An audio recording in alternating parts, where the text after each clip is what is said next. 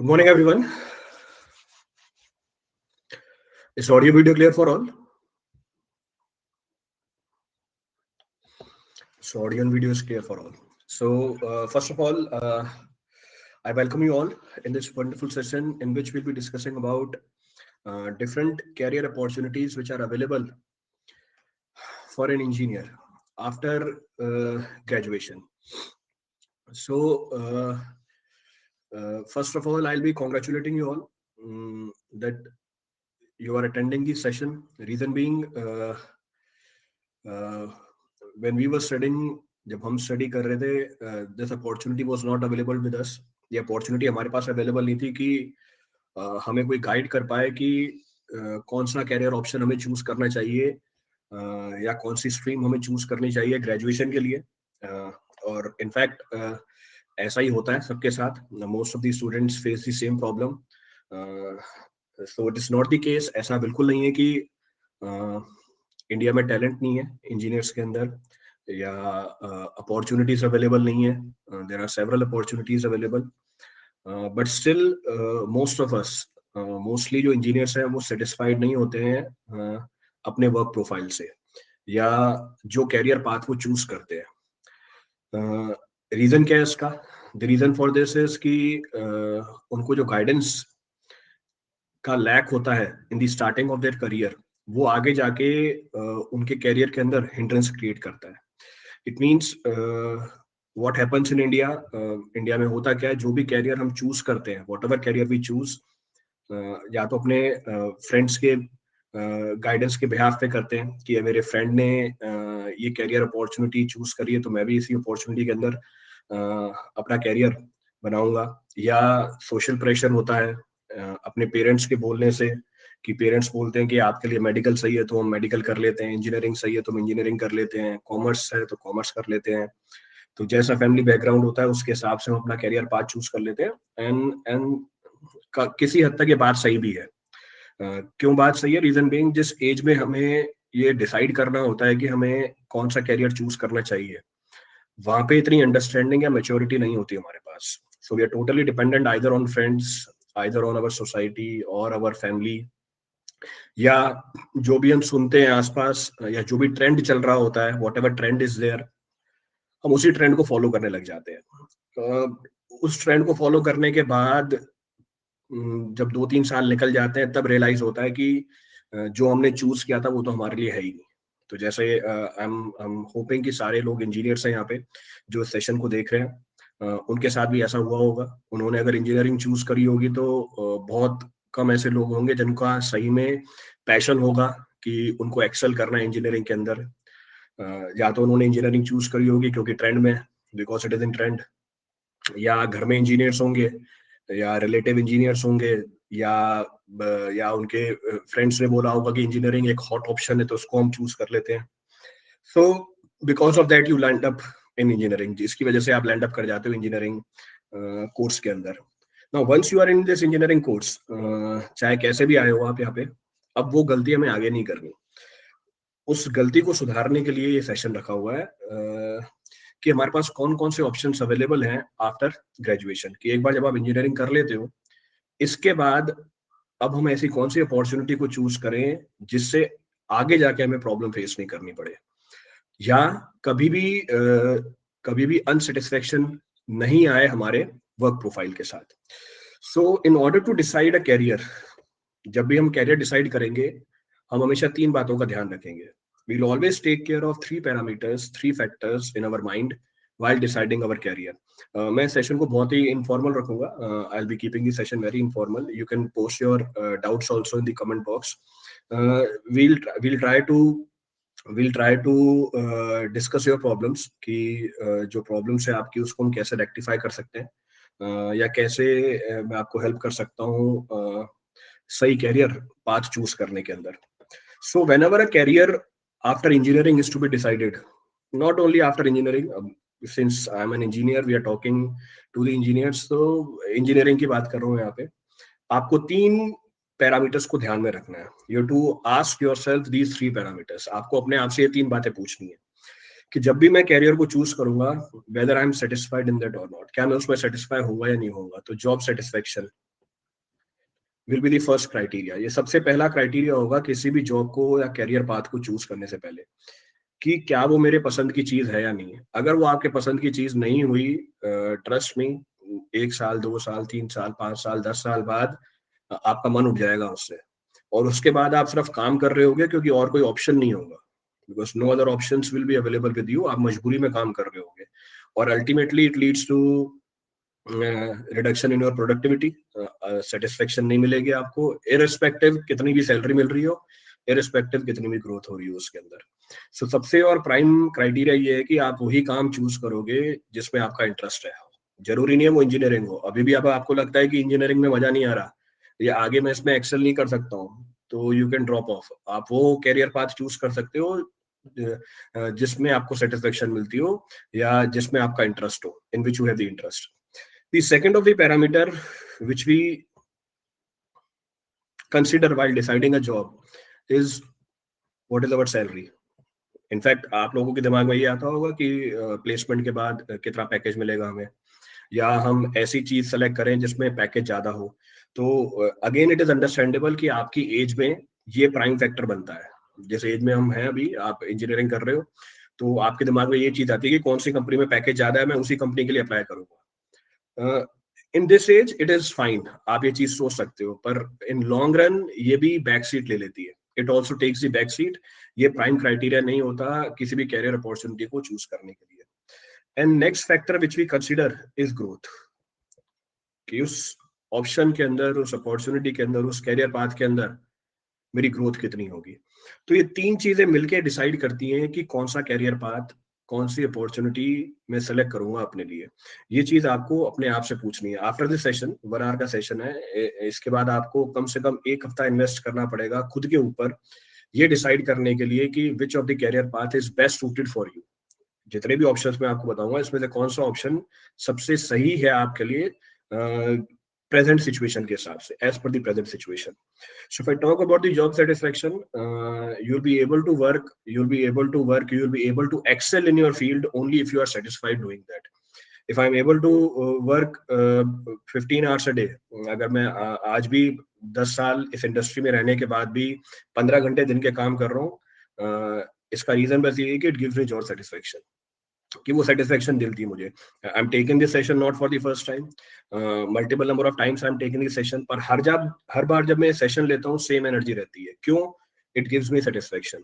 वो satisfaction provide करता है कि I am helping someone to find a career path, जिससे उनकी आगे जो लाइफ है वो स्मूदन अप हो जाए। तो आपको ऐसा पाथ चूज करना है अपने लिए जिसमें आपको सेटिस्फेक्शन मिल रही हो। Then I will go for the salary, कि कितना पैकेज है। तो आज के टाइम पे ऑब्वियसली जब आप शुरू से ही जब कोई स्ट्रीम में जाते हैं तो आपके माइंड में ये रहता है कि सैलरी कितनी होगी। तो जब भी मैं कोई ऑप्शन को चूज करूंगा, अपने माइंड में रखूंगा कि उसमें पैकेज कितना है मेरा, और finally what growth I will be attaining. Reason being, if there is no growth, पहले वाले दोनों फैक्टर इमटेरियल हो जाएंगे। कहने का मतलब है हर इंसान को ग्रोथ चाहिए होती है। You want yourself to move in forward direction. आप हमेशा चाहोगे कि आप हमेशा फॉरवर्ड डायरेक्शन में मूव कर रहे हो, तो आपको उस प्रोफाइल के अंदर, उस अपॉर्चुनिटी के अंदर ग्रोथ के एस्पेक्ट को भी देखना पड़ेगा। So if I talk about the presenter, अगर मैं अपने बारे में आपको इंट्रोडक्शन दूं, I am Jaspal Singh, I am an ex IAS officer, I am an educationist, public speaker, I attend all India rank 4th in engineering services 2011, all India rank 6 in GATE. I'm pass out of Punjab Engineering College. I'm of 2009 batch. तो आप में से maximum लोग pack के ही होंगे। तो so I know what is the system there, वहाँ पे सिस्टम कैसा है, किस तरीके से हम प्रोसीड कर सकते हैं। So after you graduate from your college, एक इंजीनियर के लिए जितने भी ऑप्शंस होते हैं उसको मैंने 4 कैटेगरी में डिवाइड कर रखा है। So once I graduate, I will be having 4 options in front of me. First is my government job. सबका ड्रीम होता है, तो most of the candidates have the dream की I have to enter into a government job. तो charming होती है बहुत, मतलब आसपास की सोसाइटी में आपका स्ट्रेचर बढ़ जाता है, तो सोशल स्टेटस अच्छा होता है। तो पहला ऑप्शन सबके दिमाग में जो आता है कि यार गवर्नमेंट जॉब लग जाए, सिक्योरिटी होती है जॉब की, जॉब सिक्योरिटी। अब आधे लोगों के दिमाग में तो ये होता है कि काम नहीं करना पड़ता, क्योंकि बचपन से काम ही करते आ रहे हो आप, काम मतलब पढ़ते ही आ रहे हो, और आपको ये बताया गया है कि 12th के बाद इंजीनियरिंग करने के बाद तो लाइफ सेट हो जाती है, तो एक इंप्रेशन ये आता है कि गवर्नमेंट जॉब के बाद हमें काम नहीं करना पड़ता। तो सबकी पहली चॉइस ये बनती है कि गवर्नमेंट जॉब चाहिए। तो after engineering you can go into the government sector. The second option available is you can go into the private sector. Here the growth is infinite. Private sector में growth infinite होती है, तो government job में आपकी job की security है, यहाँ पे सिक्योरिटी नहीं है, पर आपकी जो ग्रोथ है वो इनफाइनाइट है। There is a huge potential, अगर आप में टैलेंट है, अगर आप में स्किल्स हैं, there is no limit for you, आप किसी भी लेवल तक एक्सेल कर सकते हैं। और if you don't want to go into government sector और प्राइवेट सेक्टर, अगर आप काम नहीं करना चाहते, you can go for higher studies. तो अगर आपका ग्रेजुएशन करके मन नहीं भरा, तो आप हायर स्टडीज के लिए जा सकते हैं। हायर स्टडीज के बहुत सारे ऑप्शन है हमारे पास। और आज के टाइम पे, in last few years in India, this option is also available with us. You can go for your own startup. तो मुझे गवर्नमेंट सेक्टर में भी नहीं जाना, मुझे प्राइवेट सेक्टर में भी नहीं जाना, मेरा पढ़ने में मन नहीं है, मन नहीं लगता, इंजीनियरिंग बहुत मुश्किल से करी है हमने, we can go for our own startup. In fact आप जिस कंट्री में रह रहे हैं, in India the ecosystem which is available is very favourable for the startup. According to a particular survey, third best ecosystem है इंडिया का throughout the world to support any startup. तो एक ये भी ऑप्शन आपके लिए आज खुल जाता है, अगर आपके पास कोई आइडिया है, if you have some idea जिसको आप स्केल अप कर सकते हो, you can go for your own startup. कौन कौन से प्लेटफॉर्म्स हैं आपके स्टार्टअप को लॉन्च करने के लिए, दैट ऑल्सो आई डिस्कस, वो भी मैं डिस्कस करूंगा यहाँ पे। सो if I talk about these 4 options in detail now, तो 4 ऑप्शंस है मेरे पास। अगर मैंने इंजीनियरिंग कंप्लीट कर ली अपनी, या इंजीनियरिंग करने वाला हूँ मैं complete, I can go in government job, I can go in private sector, I can go for higher studies, और I can go for my own startup. If I talk about the government job, जो hot favourite होता है सबके लिए, in order to grab a government job I have to clear a competitive exam. तो कोई सी भी government job में जाने के लिए आपको एक कॉम्पिटिटिव एग्जाम क्लियर करना पड़ेगा। That competitive exam may be technical in nature, वो कॉम्पिटिटिव एग्जाम टेक्निकल नेचर का भी हो सकता है। दैट कॉम्पिटिटिव एग्जाम में भी नॉन टेक्निकल इन नेचर, तो वो नॉन टेक्निकल नेचर का भी हो सकता है। अब अगर टेक्निकल एग्जाम्स की बात करें, in order to get a government job, either I have to give a GATE, या तो मुझे गेट देना पड़ेगा, या मुझे ईएसी देना पड़ेगा। जैसे नेक्स्ट मंथ दोनों का ही एग्जाम है, गेट भी 20 है और ईएसी भी है 2022 फेब में ही है, 10 दिन का गैप है दोनों के अंदर। So in order to great a government job, either you have to go for the GATE और you have to go for ESE. But take proper care, इन दोनों में जो मेजर सिलेबस है, जो मेजर पोर्शन है, वो आपका टेक्निकल है, और सेम है जो आपने बीटेक में किया है। तो जितना भी आपने बीटेक में किया हुआ है, वो सारा का सारा यहाँ पे पूछ ले जाएगा। 70 to 80%, 20 to 25%, up to 30% there is a non-tech portion also which can be managed separately, जिसको आप separately manage कर सकते हैं। जैसे गेट में मैथ्स एप्टीट्यूड आता है, यहाँ पे जनरल स्टडीज आ जाती है। Apart from this you can go for state AE और जेई एग्जामिनेशन। आप स्टेट एई और जेई के एग्जाम को भी ऑप्ट कर सकते हो। अगेन, आज के टाइम पे ईएससी से ज्यादा वैकेंसी स्टेट एई जेई में निकल के आ रही है। In today's time, instead of ESC, the number of vacancies in state AE JEE is comparatively more, reason being her state का अलग एग्जाम होता है।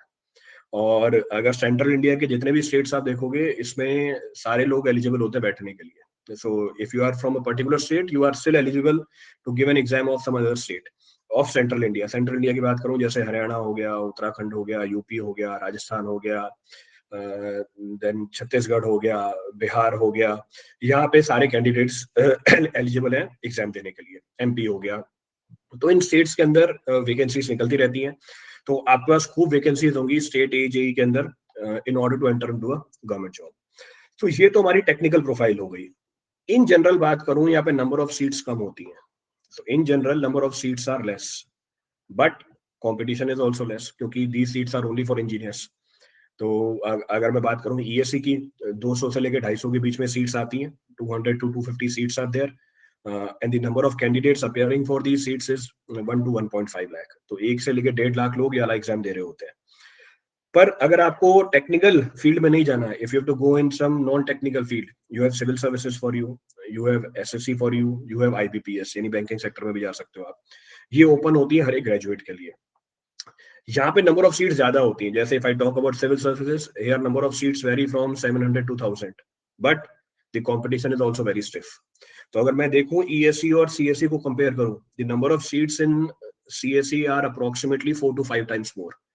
But the number of candidates which are appearing for civil services are also more. Approximately 10 lakh students sit for this civil service exam. तो यहाँ पे 1 लाख बच्चा बैठ रहा है, यहाँ पे 10 लाख बच्चा बैठ रहा है, 10 गुना ज्यादा. इसका मतलब कि सिलेक्शन होने के चांसेस सिविल सर्विसेज में कम है in comparison to engineering services. So no doubt seats are more, but the number of candidates which are appearing are also comparatively more. So if you are interested in a non-technical job, you can go for civil services, you can go for SSC, you can go for banking sector, IBPS. But take care, here all the graduates are eligible. अगर आपने arts कर रखी है, commerce कर रखी है, science कर रखी है, इंजीनियरिंग कर रखी है, एडमिनिस्ट्रेशन कर रखी है, लॉ कर रखा है, सारे के सारे ग्रेजुएट्स एलिजिबल हैं इन सर्विसेज पे अप्लाई करने के लिए. तो आपको उन सबसे compete करना है. But the advantage for an engineer is कि इन सारी सर्विसेज में भी मेजर पोर्शन या मेजर सीट्स इंजीनियर ही लेके जाते हैं. Reason being when we do engineering, aptitude हमारा कंपैरेटिवली दूसरों से ज्यादा बिल्डअप हो जाता है. तो कहने का मतलब है कि माइंड शार्प होता है थोड़ा, तो इन सर्विसेज को क्रैक करने में भी ज्यादा इशू नहीं निकल के आता. So competition is stiff, but being an engineer you have an edge. आपके पास एज है बाकी ग्रेजुएट्स के ऊपर. If I talk about these services in further detail, अगर इन सर्विसेज के बारे में और डिटेल में हम बात करें, कौन कौन सी अपॉर्चुनिटी अवेलेबल है मेरे पास after GATE. So n number of opportunities are there. So GATE को बोला भी जाता है, it is a gate to opportunities. There are several opportunities which can be opened up just by giving a single exam. जैसे you can enter into government sector, आप public sector unit में जा सकते हैं. Most of the PSUs, barring some, directly recruit on the basis of the GATE score. Maximum जो PSUs होती है वो गेट स्कोर के बेस पे ही रिक्रूट कर लेती है. आपको बस एक एग्जाम देना होता है, गेट स्कोर है अगर आपके पास, as per your score they will call you for an interview और डॉक्यूमेंट वेरिफिकेशन. उसके बाद वो एब्जॉर्ब कर लेती है जैसा भी आपका परफॉर्मेंस रहता है इंटरव्यू के अंदर. In PSUs the package varies in the range of 15 to 20 lakhs, so which is huge. अच्छा पैकेज है. There is a work life balance here. Work life balance मतलब 9 से लेके 6 की जॉब होती है, ज्यादा हेक्टिक काम नहीं है.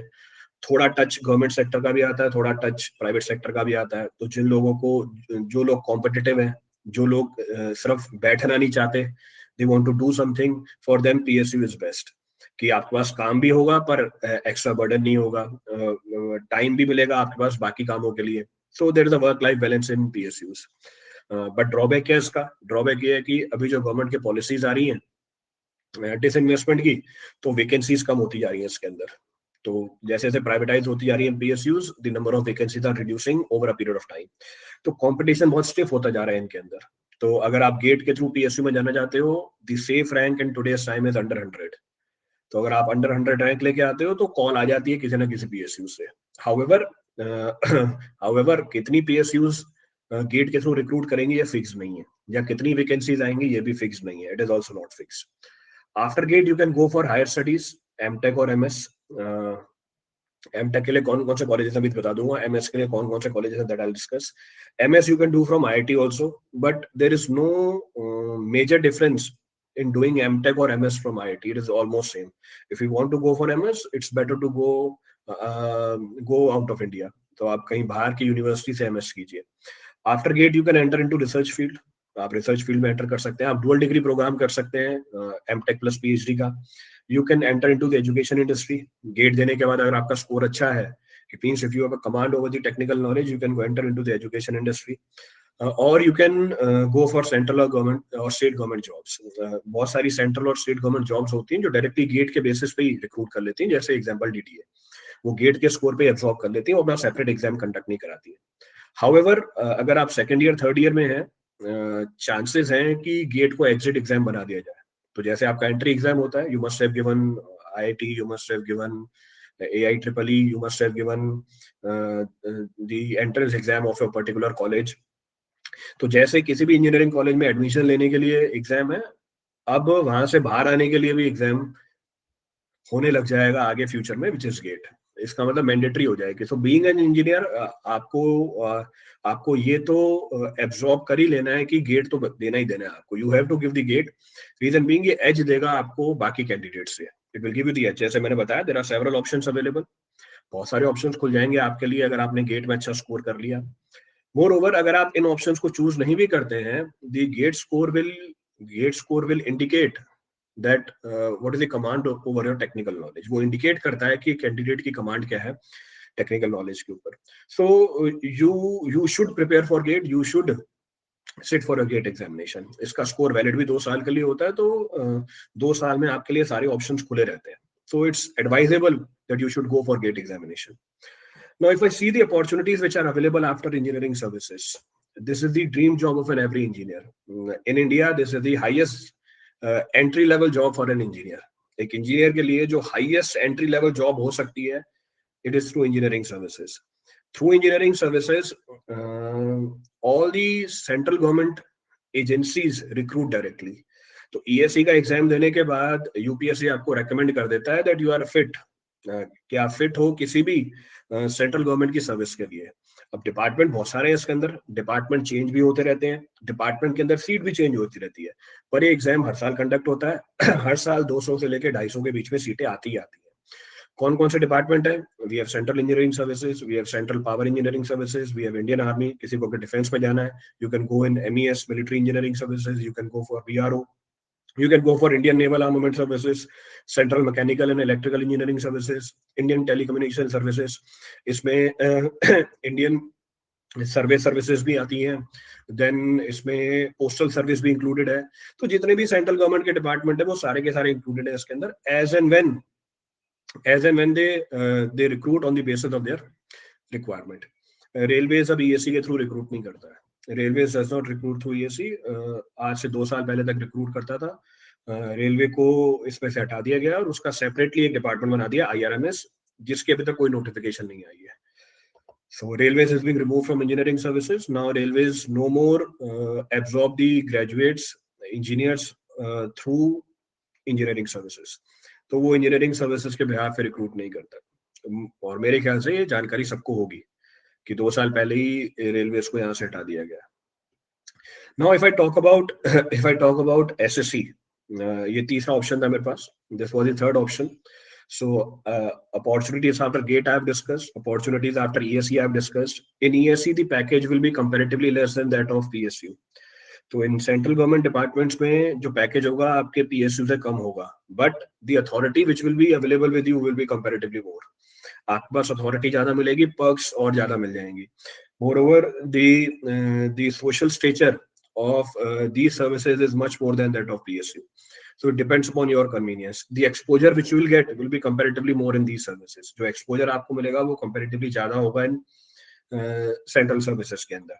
So that depends upon your convenience, that whether you want to go in a public sector unit or you want to go in central government unit. दोनों के लिए अलग अलग एग्जाम है. PSU में जाने के लिए आपको गेट देना पड़ेगा या उसी PSU का एग्जाम देना पड़ेगा, और सेंट्रल गवर्नमेंट के सर्विसेज में जाना है आपको, then you have to go for engineering services. The catch here is that technical portion for both the examination is same. GATE और ESE का जो टेक्निकल पोर्शन है सिलेबस का वो सेम है, तो 80% सिलेबस को सेम ही मिला. जो 20% डिफरेंस है वो है नॉन टेक के अंदर, और उसमें भी कुछ चीजें कॉमन है, जैसे मैथ्स और एप्टीट्यूड गेट में भी है और ESE में भी है. ESE के अंदर आपको GS भी करनी पड़ जाती है, और GS में भी खूब सारे सब्जेक्ट्स हैं. There are several subjects in GSE, ethics है, एनवायरमेंटल साइंस है. तो छोटे छोटे टॉपिक्स हैं जिनको आप सेपरेटली कवर कर सकते हैं. या इसको आप ऐसा भी समझ सकते हैं that get is a subset of ESE. जो गेट है वो सबसेट है ESE का. तो obviously if I am preparing for a competitive examination, तो मैं तो एक कंप्लीट सिलेबस को ही कवर करना चाहूंगा. I try to complete the entire syllabus. So this is your ESE, और इसमें एक पोर्शन हमारा गेट का भी आ जाता है. तो अगर आपने ESE की तैयारी करी, गेट का सिलेबस तो आपका वैसा हो ही जाएगा. तो टेक्निकल पोर्शन सेम है, तो technical content for both is same. Non tech आपको अलग से करना पड़ जाएगा. So non tech is to be done separately. तो नॉन टेक आपको सेपरेटली करनी पड़ जाएगी.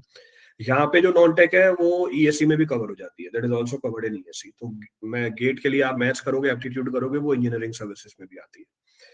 Now if I go for SSC, again in SSC both the options are open for you. Either you can go in technical services or you can go for non-technical services. Means SSC JEE will give you the opportunity to try your luck in technical services. SSC CGL will give the opportunity to try your luck in non-technical services. SSC JEE as the name suggests, जो भी central government के department हैं engineering services के through, वो यहाँ पर भी available है. फर्क क्या है दोनों में? फर्क ये है, through ESE in all the services you are appointed as AEE, assistant executive engineer. Generally 2 साल की ट्रेनिंग होती है आपकी, डिपार्टमेंट वाइज वेरी भी करता है, 1 साल से 2 साल के बीच में ट्रेनिंग होती है। And after that training of 1 to 2 years, in 3 to 4 years you are promoted to executive engineer। इसका मतलब अगर मैं पूरी साइकिल लेके चलूं 5 से 6 साल की, 5 से 6 साल में आप ESE के थ्रू एग्जीक्यूटिव इंजीनियर बन जाओगे। और इसके बाद तो बहुत स्कोप है, there is a huge scope after this, that depends upon your performance. वो डिपेंड भी कर जाता है डिपार्टमेंट कैसा है और परफॉर्मेंस कैसी है आपकी।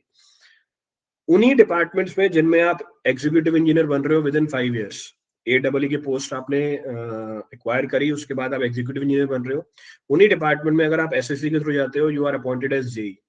और बहुत ही मुश्किल होता है एक JEE के लिए अपनी पूरी लाइफ टाइम में एग्जीक्यूटिव इंजीनियर भी बन पाना। तो अगर 35 से लेके 40 years की मैं अगर लाइफ साइकिल भी लेके चलूँ आपके करियर की, it is very difficult for a JEE to become executive engineer throughout the life. And the interesting part is the syllabus of SSC JEE is same as that of ESE। तो syllabus दोनों का same है, तो obviously जब syllabus same है, मेरे को मेहनत उतनी करनी है, तो why I would opt for SSC JEE, I opt for ESE only. तो फिर तो मैं ESE के लिए जाऊंगा। हाँ, सिलेबस में कुछ फर्क होता, कम सिलेबस होता, तब तो मैं सोचता भी। इनफैक्ट SSC JEE में तो कुछ ऐसे टॉपिक्स भी हैं जो इंजीनियरिंग सर्विसेज में नहीं है।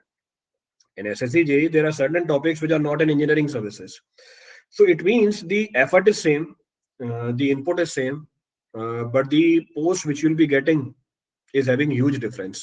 So according to me, if you are preparing for a technical service in government sector, that should be ESE, not should be SSC JEE। वो SSC JEE नहीं होनी चाहिए। However, बहुतों को लगता है कि ESE is not my cup of tea, competition बहुत ज्यादा है, ऐसा कुछ भी नहीं है। यहाँ पर भी कंपटीशन उतना ही है जितना ESE में। इनफैक्ट SSC JEE में ज्यादा कैंडिडेट्स होते हैं, more students give SSC JEE exam than ESE। यहाँ पे जो डिप्लोमा होल्डर्स हैं वो भी एलिजिबल होते हैं, तो आप तो फिर भी इंजीनियर्स हैं, आपके पास तो डिग्री है। कौन कौन सी सर्विसेज है हमारे पास यहाँ पे? We can go in MES, we can go for Central Water Commission, we can go for CPWD, we can go for BRO। Same MES, BRO, Central Water Commission, Central Public Works Department is there in ESE also, वो वहां पर भी available है। If you are not interested in technical service, if you want to go for a non-technical service, you can join as an assistant audit officer, inspector, examination or examiner। You can go for inspector tax, you can go for central excise inspector, आप central excise inspector की post पे भी जा सकते हैं। तो ये हमारी नॉन टेक्निकल पोस्ट निकल के आ जाए। Again competition will be huge in CGL, बहुत ज्यादा कंपटीशन है CGL के अंदर, सीट्स ज्यादा है, वैकेंसीज ज्यादा है, बट कंपटीशन भी बहुत ज्यादा है। क्यों? सारे ग्रेजुएट्स दे सकते हैं SSC के एग्जाम को, तो जो डिप्लोमा होल्डर्स हैं वो तो देते हैं, जो ग्रेजुएट्स हैं वो भी दे सकते हैं। It means the competition for the services comes out to be huge. In fact SSC CGL में जो नॉन टेक्निकल सर्विसेज हैं, ये वही सर्विसेज हैं जो हमारी सिविल सर्विसेज के थ्रू होती है। तो ऑब्वियसली जब आपका सिलेबस सेम है, when your syllabus is same, you should aim for civil services, not for SSC CGL। आपका एम तो फिर सिविल सर्विस होना चाहिए, SSC CGL होना ही नहीं चाहिए। But still this option is also open for you, ये ऑप्शन भी आपके लिए ओपन है। तो यहाँ पे तो मैंने बात करी गवर्नमेंट सेक्टर की। अब till now I was talking about government sector की गवर्नमेंट सेक्टर में क्या क्या ऑप्शंस है मेरे पास। In government sector I can go for GATE, in government sector I can go for ESE, I can go for SSC। Let us suppose you are not into studies, जरूरी नहीं है सबको पढ़ने में मजा आता हो, या सबको पढ़ना अच्छा लगता हो, या कॉम्पिटिटिव एग्जाम देना अच्छा लगता हो। So it is not the case. If you want to go in research, या आपको अपनी प्रोफाइल चेंज करनी है, तो आप एक और स्टेप आगे ले सकते हैं, अपनी स्टडीज को कंटिन्यू कर सकते हैं। You can go for the higher option. तो after graduation you can go for post graduation. Post graduation के लिए भी कौन कौन से एग्जाम देने पड़ेंगे आपको? गेट के थ्रू आप MTech MS कर सकते हैं। Through gate you can go for MTech MS। तो गेट का एग्जाम तो देना ही पड़ेगा, पर अब यहाँ पे गेट देने के बाद कोई बाउंडेशन नहीं है आपके पास कि अंडर 100 रैंक आएगी तभी आपको कॉलेज मिलेगा। This is not the case. जैसे अंडर 100 रैंक आएगी तो आपको PSU मिल जाएगा, गेट में ऐसा नहीं है। आपकी 500 तक भी रैंक आती है, आपको IITs मिल जाएंगे, 1000 तक भी रैंक आती है तो NITs मिल जाएंगे। तो ऑप्शंस बहुत सारे हैं गेट के थ्रू मास्टर्स करने के। इनफैक्ट गेट कुछ फॉरेन यूनिवर्सिटीज में भी वैलिड है, जैसे NUS सिंगापुर यूनिवर्सिटी है, national university of Singapore. France में भी 2-3 इंस्टीट्यूट्स हैं जो गेट के स्कोर के बेसिस पे एब्जॉर्ब कर लेते हैं। So if you want to go for higher studies in engineering, you have to give GATE or GRE, अगर आपको प्रोफाइल बदलनी है, you want to be a manager, then you have to give CAT, GMAT और जेड। तब आपको cat, GMAT और Z देना पड़ेगा, तो ये आपकी प्रोफाइल ही चेंज हो जाएगी। और in fact you must have observed also, जैसे इंजीनियरिंग में आप अपने दोस्तों को देख के आए होंगे, या ट्रेंड देखा होगा आपने, आपने ये ट्रेंड भी देखा होगा कि इंजीनियरिंग करने के बाद मैक्सिमम लोग एडमिनिस्ट्रेशन में चले जाते हैं। They can go for administration. They give the CAT, GMAT और ZET examination. Reason being the aptitude. क्योंकि एप्टीट्यूड शार्प होता है, यहाँ पर भी मैक्सिमम आपको इंजीनियर से मिलेंगे। स्टेट में जीई से ई बनाना कैसे है सर? बनाना कैसे है, सेम पीछे प्रोसेस तो वही है, बट टाइम बहुत ज्यादा लग जाता है। The time required is huge. तो जेई के बाद एई, फिर ईई, तो 35-40 साल इसी में निकल जाते हैं। वो डिपेंड भी करता है सर्विस कौन सी। It also depends upon the type of service in which you are working. तो इसमें कोई हार्ड एंड फास्ट नहीं है। ईएससी में एवरीथिंग इज स्ट्रीमलाइंड। वो सेंट्रल गवर्नमेंट जॉब्स हैं, तो सब कुछ स्ट्रीमलाइंड है। स्टेट गवर्नमेंट जॉब स्टेट के ऊपर डिपेंड कर जाती है कि स्टेट की कंडीशन कैसी है। It depends upon the state condition. तो वहां पे और भी बहुत सारे फैक्टर्स इंक्लूड हो जाते हैं। बट एक मैंने आपको जनरल आइडिया दे दिया कि एक जेई कभी ई नहीं बन पाता। एक जेई कभी ई नहीं बन पाता। बहुत कम चांसेस होते हैं कि आपने बहुत अर्ली एज में ज्वाइन कर लिया हो, डिपार्टमेंट ऐसा हो जिसमेम वैकेंसीज अवेलेबल हो, जो स्टेट गवर्नमेंट है वो स्टेबल है, एग्जाम हर बार कंडक्ट हो रहा है, तो उस केस में हो सकता है। बट जनरल अगर बात करें तो बहुत मुश्किल हो जाता है। It becomes very difficult. Now if I talk about the options which are available for higher studies after GATE. अगर मैं बात करूं गेट के बाद कौन कौन से कॉलेजेस है मेरे पास जिनको मैं ऑप्ट कर सकता हूँ, तो फॉर माई एमटेक और MS I can go into IITs. ये सारे पुराने आईआईटीज हैं, तो नए आईआईटीज भी आ गए हैं। तो जैसे जैसे इनटेक बढ़ता गया इंजीनियर्स का, वैसे वैसे आईआईटीज भी बढ़ते गए। कुछ आईआईटीज ऐसे हैं जो इन पुराने आईआईटीज में ही क्लासेस कंडक्ट कराते हैं। अभी कैंपस भी प्रिपेयर नहीं हुआ उनका, but it is advantages for you कि कैंपस पुराने आईआईटी का ही है, तो आपको फैसिलिटी सारी वही मिल रही हैं, और इनरोल आपने नया आईआईटी में कर रखा है। For after GATE you can go into NITs. सारे एनआईटीज गेट के स्कोर को कंसिडर करते हैं मास्टर्स में। मास्टर्स में आपको इनरोल करने के लिए you can go for government colleges. इनके अलावा गवर्नमेंट कॉलेजेस में बहुत सारे, इनफैक्ट कुछ कॉलेजेस तो ऐसे हैं जो एनआईटी से भी अच्छे हैं। जैसे एग्जांपल आपका ही कॉलेज, तो पैक गवर्नमेंट कॉलेज है, डीसीई है। प्राइवेट कॉलेजेस भी गेट के स्कोर को कंसिडर करते हैं फॉर देयर मास्टर प्रोग्राम, जैसे बिट्स पिलानी है, जैसे बाकी यूनिवर्सिटीज, एमआईटी यूनिवर्सिटी है। So after GATE you can go for all these colleges for your master's program. अगर मैं बात करूं कौन कौन से ऑप्शंस अवेलेबल हैं आफ्टर जीआरई, तो अगर आपको इंडिया से मास्टर्स नहीं करनी है, आपको इंडिया के बाहर मास्टर्स करनी है, there are several universities which are available. For that you have to crack the GRE also. उसके लिए आपको जीआरई देना पड़ेगा। सो एमआईटी है, स्टैनफोर्ड यूनिवर्सिटी है, कैलिफोर्निया इंस्टीट्यूट ऑफ टेक्नोलॉजी है, बर्कले यूनिवर्सिटी है, प्रिंसटन यूनिवर्सिटी है, मेलन यूनिवर्सिटी है। So all these universities are top-notch universities which absorb the graduates on the basis of GRE, जो GRE के score के behalf से absorb कर लेते हैं। Through GRE GATE we can change our field of subject. बिल्कुल change कर सकते हो। जरूरी नहीं है कि आप उसी में मास्टर्स करो। It is not required. तो जैसे ही आपने गेट दिया, आप जब गेट देने जा रहे हो तो आपको एक स्ट्रीम सेलेक्ट करनी पड़ती है। जिस स्ट्रीम में आपने गेट दिया आप उसमें एब्जॉर्ब हो जाओगे। तो you to clear the exam. So your BTech और बीई डिग्री, आपके बीटेक और बीई की डिग्री बस एंट्री टिकट है कहीं पर भी अप्लाई करने के लिए, ये डेस्टिनेशन नहीं है। तो ऐसा हो सकता है कि मैंने बीटेक कर रखी हो सिविल में, पर मैं गेट का एग्जाम दे रहा हूँ एनवायरमेंटल साइंस में। I can give the GATE examination in environmental science. तो बिल्कुल पॉसिबल है ये चीज। It is very much possible. तो आप अपनी स्ट्रीम भी चेंज कर सकते हैं यहाँ पे। You can change the stream also. तो इसमें कोई हार्ड एंड फास्ट नहीं है। बस बीई और बीटेक का जो मार्क्स हैं, उन्होंने आपको बस एंट्री टिकट दी है किसकी, गेट की या जीआरई की। तो आप कोई सा भी ब्रांच स्टडी कर सकते हैं, कोई लिमिटेशन नहीं है उसके अंदर। There is no limitation. Now if I talk about the top colleges which are available for my management examinations, CAT, GMAT और जेट, all the IIMs are there. आप अपनी मैनेजमेंट कर सकते हैं सारे आईएम से। इनफैक्ट आईआईटीज भी मैनेजमेंट का कोर्स रन करती हैं। However the value is comparatively less. हमारा जो हॉट फेवरेट है वो आईएमसी है। प्राइवेट कॉलेजेस भी हैं, एसपी जैन है, एमडीआई है, एफएमएस है, then institute of management and technology Ghaziabad है, देन निम्स है, XLRI है, इसके लिए जेट होता है, देन ISB हैदराबाद है. So we have top world class colleges available with us to go for the administration program also. So if you are interested in higher studies, huge options are available. तो आप gate दे सकते हो, GRE दे सकते हो, या cat, GMAT या Z दे सकते हो. कौन कौन से कॉलेजेस अवेलेबल है उसके बारे में आपको एक आइडिया भी दे दिया, and information is also given to you. Next क्या है, ये डाउट देख लो प्लीज. डाउट तो है ही नहीं सर आपका. I John can be in third year but second year के सब्जेक्ट के लिए टाइम ही अलॉट नहीं हो रहा same time. I want to clear all my basic sums and math and please guide how to manage. See दो चीजों में कभी टाइम मिलेगा नहीं आपको करने का. आप एक ही चीज कर सकते हो एक टाइम पे.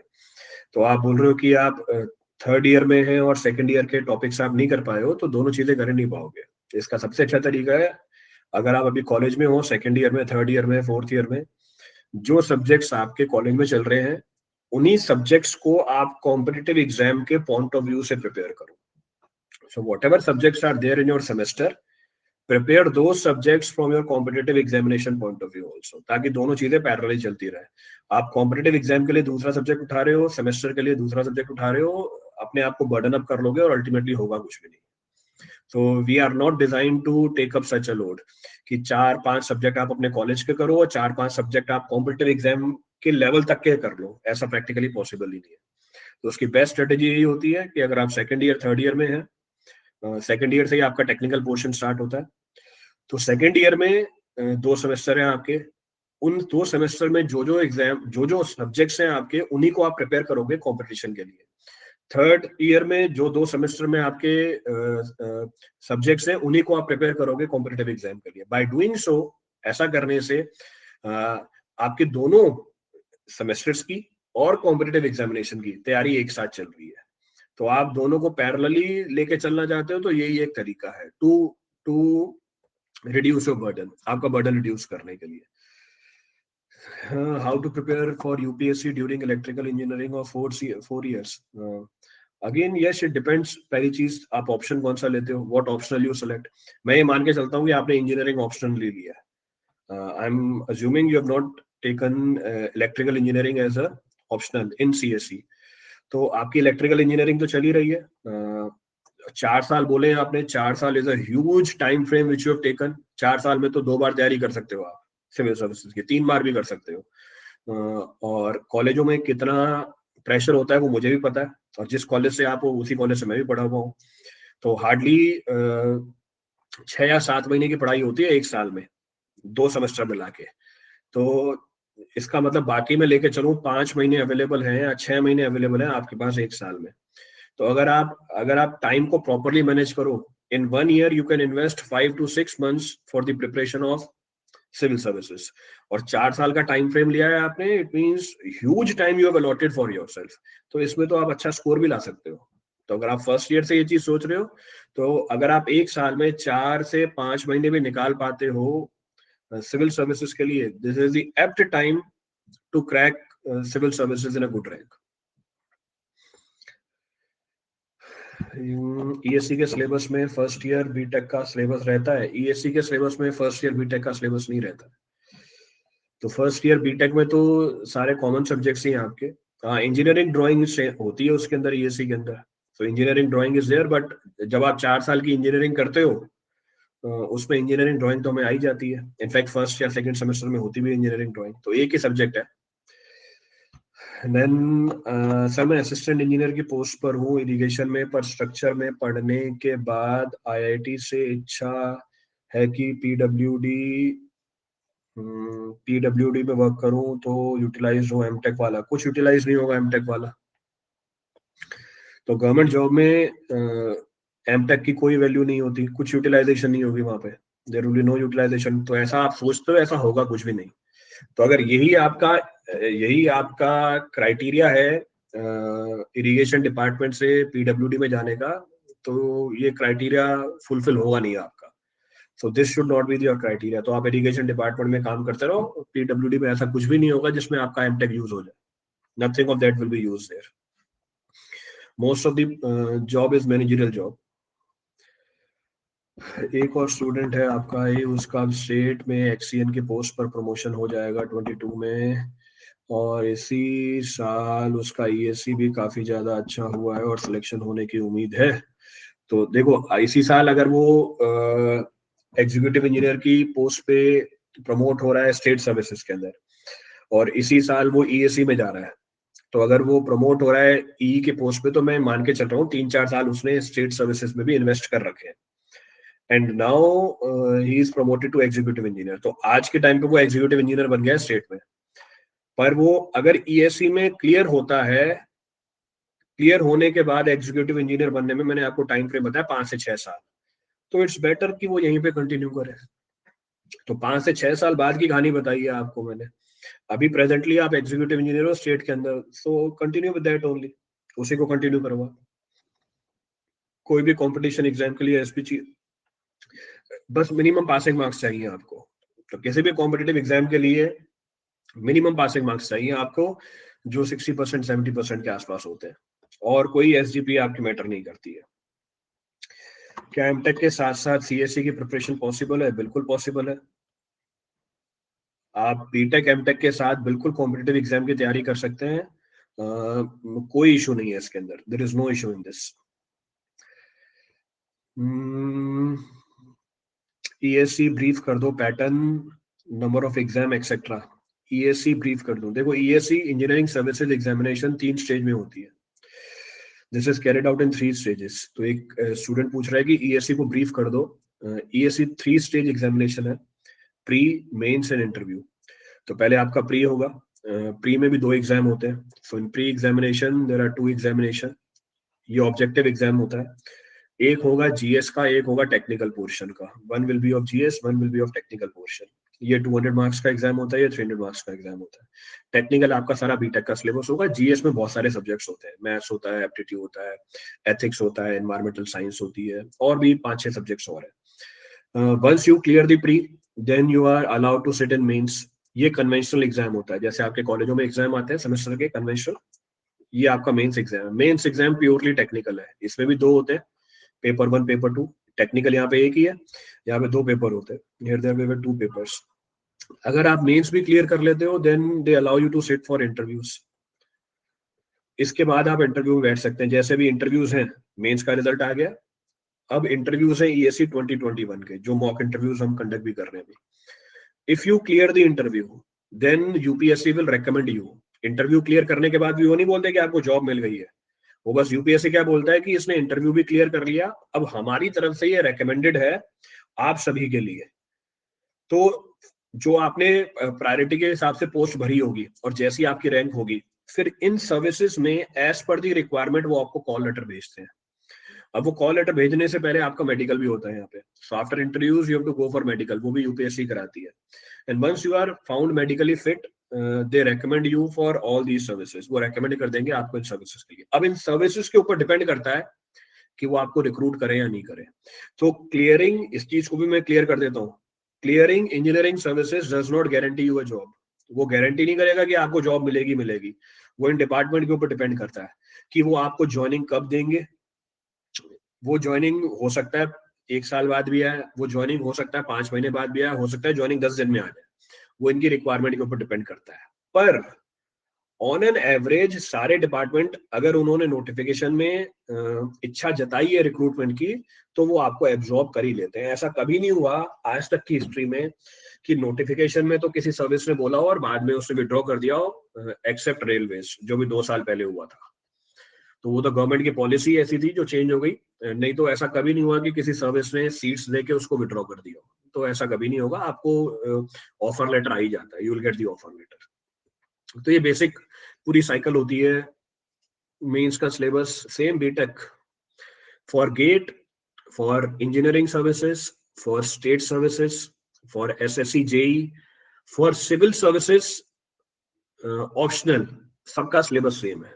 तो आपके बीटेक का, तो इसको भी मैं क्लियर कर लेता हूं। आपके बीटेक का, आपके गेट का, ईएससी का, एसएससी जेई का, और सीएससी सिविल का, अगर आप सिविल सर्विसेज में जा रहे हैं और इसमें सिविल सब्जेक्ट लेते हैं आप एज ऑप्शनल, इन सबका सिलेबस सेम है, syllabus for all examination same.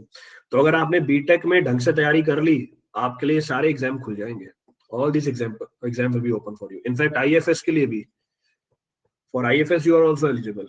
तो सेम सिलेबस होता है, सिलेबस में फर्क नहीं है इनके अंदर, there is no difference in the syllabus.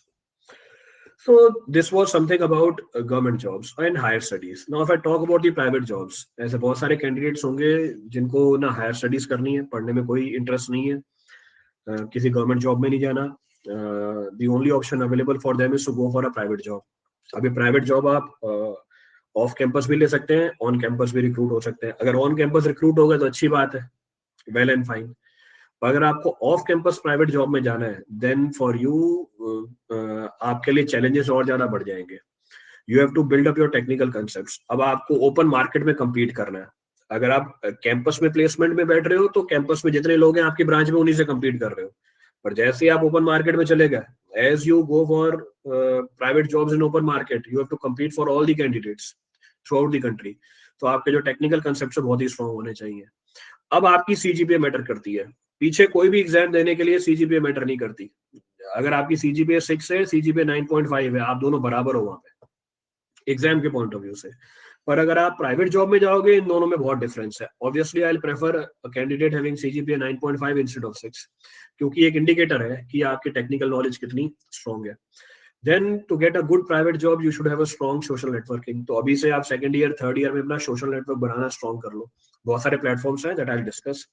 और you have to start exploring your internship opportunities. ऐसी जगह पे इंटर्नशिप करो जहाँ पे ऐसा भी होता है कि इंटर्नशिप करते करते आपको जॉब का ऑफर मिल जाए।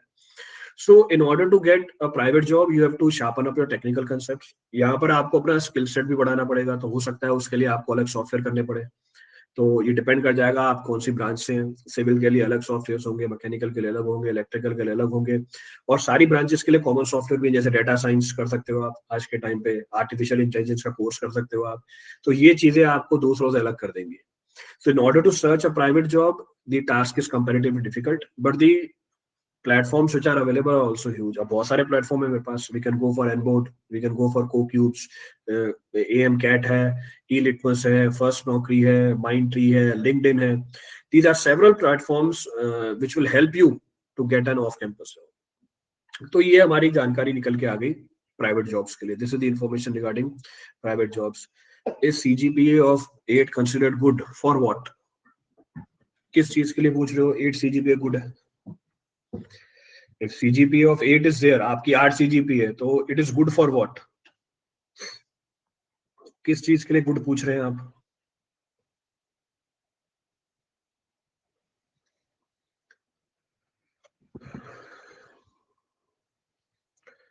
किसी ने ये शेयर किया है 20% टाइम में रिमेनिंग सब्जेक्ट्स, 20% टाइम में रिमेनिंग सब्जेक्ट्स कैसे रिवाइज करें? अरे 20% टाइम में रिमेनिंग सब्जेक्ट प्रोवाइड नहीं करने, 20% टाइम में रिवीजन करना है आपको। अगर आप 5 घंटे सेल्फ स्टडी का चूज कर रहे हो, if you are selecting 5 hours of self study daily, 5 घंटे में से 1 घंटा यानी 20% ऑफ दिस मीन्स 1 आवर आपको रिवीजन करना है डेली। बाकी 80% टाइम में तो आपको बचे हुए टॉपिक से पढ़ने हैं। तो जो नया टॉपिक है वही पढ़ोगे आप। रिवीजन के लिए 20% टाइम देना है आपको। फॉर प्राइवेट जॉब्स कुछ नहीं होता सीजीपीए 8 से। सीजीपीए 9 होगी तब भी कुछ नहीं होगा उससे। आपको एग्जाम तो क्लियर करना ही पड़ेगा वहां पर भी। You have to crack the interview. तो CGPA 8 will be preferred over CGPA 7। पर ये अच्छी है, ये बस प्रेफर किया ना मैंने इसके ऊपर, बाकी इंटरव्यू तो क्रैक करना ही पड़ेगा आपको। You have to crack the interview there. आप में सेपरेट स्किल सेट होना ही चाहिए उसमें। How much rank is sufficient for taking MTech from top IITs and GATE score under 500? अगर आप सिर्फ कॉलेज की बात कर रहे हो, ब्रांच की बात नहीं कर रहे हो, टॉप 500 में आपकी रैंक होनी चाहिए। किसी भी एग्जाम के लिए एसजीपीए की रिक्वायरमेंट नहीं होती। सीजीएसजी मैटर ही नहीं करती कॉम्पिटेटिव एग्जाम में। बस मिनिमम रिक्वायरमेंट फुलफिल होनी चाहिए जो 6 की होती है। तो 6 है, सफिशिएंट है। Next which I have discuss, चौथा ऑप्शन जो हमारे पास है is to go for my own startup. आज के टाइम पे बहुत ही ट्रेंडिंग है। अगर आपके पास कोई इनोवेटिव आइडिया है, जिसको आप स्केल अप कर सकते हो, then you can go for your own startup. In order to go for your own startup, there are two platforms which are available. One is AngelList, other is LinkedIn. तो यहाँ पर आप AngelList पे अपने ideas को share कर सकते हैं. You can find a co-founder, आपको यहाँ पे co-founder मिल सकता है. यहाँ पे आप फंड भी रेज कर सकते हो. तो if you are interested to go for your own startup, these are the two platforms available for you. Environmental Science and Engineering paper के लिए भी, हाँ सबके लिए सेम है. सीजी गेट आपको बस ये बोलेगा बीटेक की डिग्री होनी चाहिए आपके पास. वो ये नहीं बोलेगा कि बीटेक की डिग्री 9 सीजीपीए से चाहिए. तो बीटेक की डिग्री है, पास हो आप बीटेक में, इट इज सफिशिएंट. क्योंकि इसके बाद जो भी ऑप्शंस आप देखोगे, जब आपने बोला ना जब मेरे को गेट में बैठना है, गेट के थ्रू मैंने आपको क्या बताया, बहुत सारे ऑप्शंस है. There are several options through GATE. अब जब मैं पीएसयू में जाऊंगा, गेट का स्कोर देखेगा ना, वो ये थोड़ी बहुत देखेगा कि आपकी बीटेक में मार्क्स कितने थे. वो तो गेट का स्कोर देखेगा. तो आपका गेट का स्कोर वैलिड हो जाएगा वहां पे. एमटेक के लिए जाओगे, गेट का स्कोर देखेगा वो आपसे. तो गेट में बैठने के लिए आपकी मिनिमम एसजीपीए होनी चाहिए, सीजीपीए होनी चाहिए. इसके बाद जो क्राइटेरिया बन जाता है कहीं पर भी जाने का, वो गेट हो जाएगा. So it means your BTech degree is only a entry ticket. ये मैंने कहीं मेंशन भी किया था कि बीटेक की डिग्री आपकी बस एंट्री टिकट है किसी भी एग्जाम में बैठने के लिए. ये लिए एंट्री टिकट है बीई बीटेक की डिग्री. तो आपकी बीटेक की डिग्री के मार्क्स मैटर ही नहीं करते. हाउएवर ये इंडिकेटर होता है कि आपकी टेक्निकल नॉलेज के ऊपर कमांड कितना है, what command you possess over your technical knowledge. Now finally I like to focus for all the candidates. सबके लिए एक बहुत ही इंपॉर्टेंट चीज मैं शेयर करना चाहूंगा, that focus on your maths and aptitude. ये मैथ्स और एप्टीट्यूड दो टॉपिक ऐसे हैं, they fit everywhere. Whatever the exam you choose to give, कोई सा भी कैरियर ऑप्शन अगर आप चूज करते हो, सब में मैथ्स और एप्टीट्यूड आएगा. तो इसमें तो आपकी होल्ड बहुत स्ट्रांग होनी चाहिए. Either you go for GATE, और you go for ESC, or you go for CAT, or you go for GMAT, or you go for JET, or you go for civil services, you should be strong in maths and aptitude. So from your starting days only, अगर आप second year में हैं, third year में हैं, fourth year में हैं, maths और aptitude के लिए सेपरेट टाइम निकालना चालू कर दो. क्योंकि आपके आने वाले हर एक एग्जाम में मैथ्स और एप्टीट्यूड तो होगा ही होगा. What are the options after MTech in structural engineering from NIT? Either you can go for some government job. Same options वही हैं. अगर आपने MTech कर लिया, if you have done the MTech, again मैं गवर्नमेंट सेक्टर में जा सकता हूँ. ESE दे सकते हो आप, SSC JEE दे सकते हो आप, सिविल सर्विसेज दे सकते हो आप. ये सारी चीजें ओपन है आफ्टर MTech. MTech कर ली, फिर आप आगे फर्दर स्टडीज के लिए जा सकते हो, PhD कर सकते हो. एमटेक कर ली, फिर आप एमबीए कर सकते हो, you can go for MBA. MTech कर ली, then you can go for teaching also. आप एजुकेशन सेक्टर में आ सकते हो. तो बहुत सारे ऑप्शंस खुले हुए मेरे पास, several options are available. You can go for private job also. तो हो सकता है आपके कॉलेज से ही कोई कंपनी रिक्रूट कर ले आपको.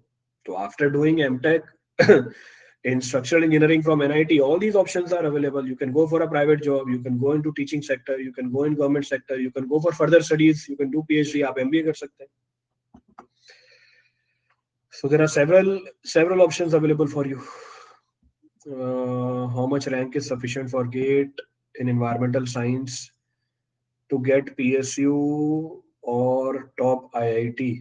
Again, it depends upon the PSU ना. टॉप आईआईटी के लिए तो आप, अगर आप इन्वायरमेंटल साइंस में 100 रैंक पे लेके आते हो तब भी मिल जाएगी आपको आईआईटी. तो और अगर पीएसयू की बात करोगे, if you talk about PSU, पहले तो इन्वायरमेंटल साइंस की वैकेंसी हो उसके अंदर. They should have the vacancy for environmental science.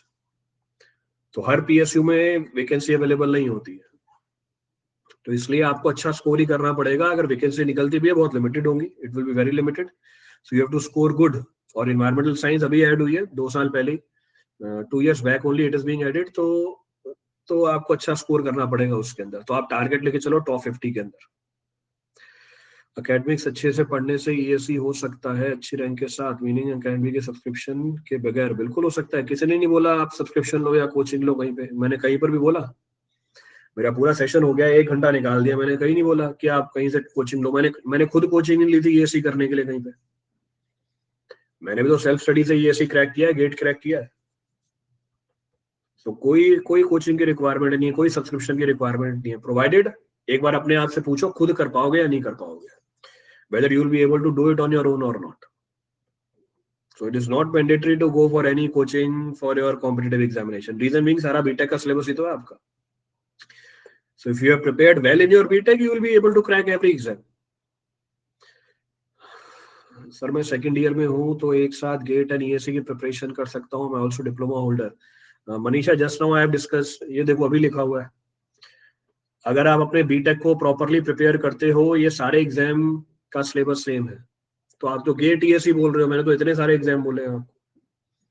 तो आप एक साथ गेट, ईएससी, सिविल सर्विसेज में सिविल, एसएससी, जेई, आईएफएस, इस सबका सिलेबस एक साथ कवर हो जाएगा आपका. तो सबकी तैयारी एक साथ होती है. Preparation of all is simultaneous, अलग अलग प्रिपरेशन नहीं होती. ongoing sem, I agree with it, but then how clear those basics of second sem papers जो अभी क्लियर, जो डाउट क्रिएट करते हैं, जो डाउट क्लियर करते हैं, उसके लिए अलग टाइम देना पड़ेगा आपको. तो जो चीज हो गई है अब उसके लिए तो आपको सेपरेट टाइम निकालना पड़ेगा क्लियर करने के लिए. You have to create a separate slot for that. तो वो टाइम मैनेजमेंट आपको ही करना पड़ेगा. कॉलेज से टाइम स्क्वीज आउट करना पड़ेगा. सैटरडे संडे एक्स्ट्रा टाइम देना पड़ेगा उन टॉपिक्स के अंदर. तो आप थर्ड ईयर में हो, सेकंड ईयर वाले टॉपिक्स आपके वीक रह गए, तो आपको एडिशनल टाइम देना पड़ेगा उनको ब्रश अप करने के लिए.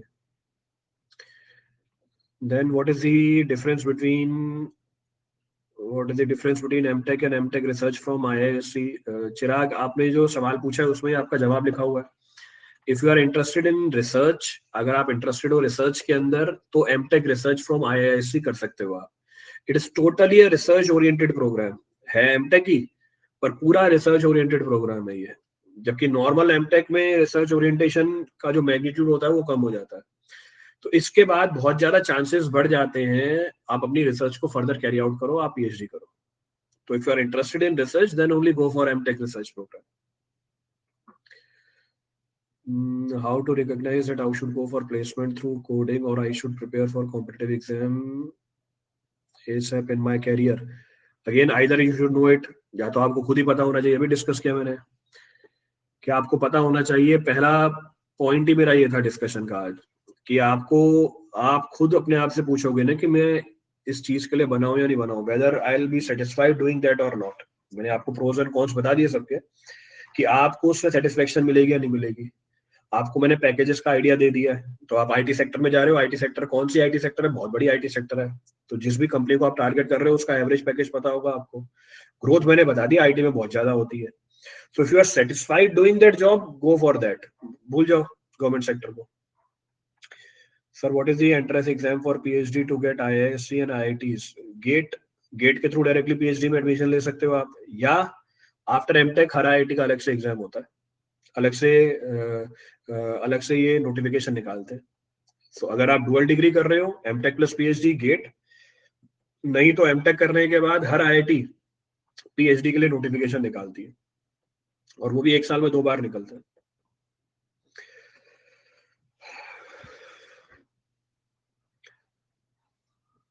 चलो, so I have cleared sufficient of the doubts.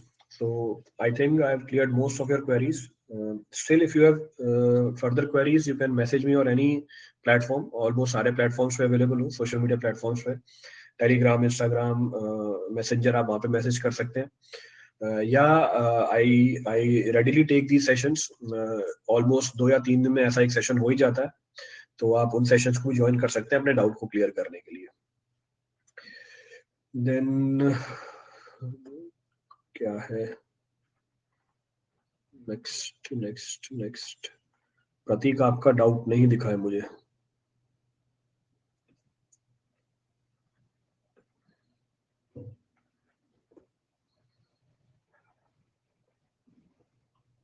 वो ऊपर चला गया कहीं पे.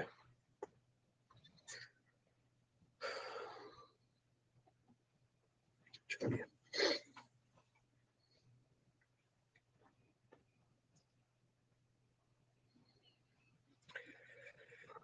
फॉरेन यूनिवर्सिटीज में गेट का स्कोर, हाँ, कुछ यूनिवर्सिटीज हैं जो गेट के स्कोर को कंसिडर करती है. जैसे बताया, जो सिंगापुर की यूनिवर्सिटी है एनयूएस, और फ्रांस में भी 2-3 यूनिवर्सिटी हैं जो गेट के स्कोर पे ही एब्जॉर्ब कर लेते हैं ग्रेजुएट्स को. तो ये 2 कंट्रीज हैं जिनमें गेट का स्कोर वैलिड है.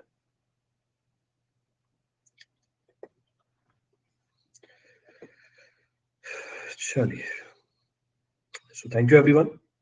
It was wonderful interacting with you all. I hope जो भी doubts थे आपके mind में regarding to decide for your career options, they are comparatively satisfied. इसके बाद फिर से ब्रेनस्टॉर्मिंग कीजिएगा, एक हफ्ता दीजिएगा अपने पूरे कैरियर को एनालाइज करने के लिए कैसा होने वाला है, बिकॉज 35 to 40 ईयर्स आपको उसी में इन्वेस्ट करने हैं अपने। तो अगर एक ऐसा काम करोगे जिसमें आपको सेटिस्फेक्शन नहीं मिल रही है तो बहुत मुश्किल हो जाएगी। सो डिसाइड कि कौन सी फील्ड आपके लिए बनी हुई है। चलिए, thank you everyone, thank you all.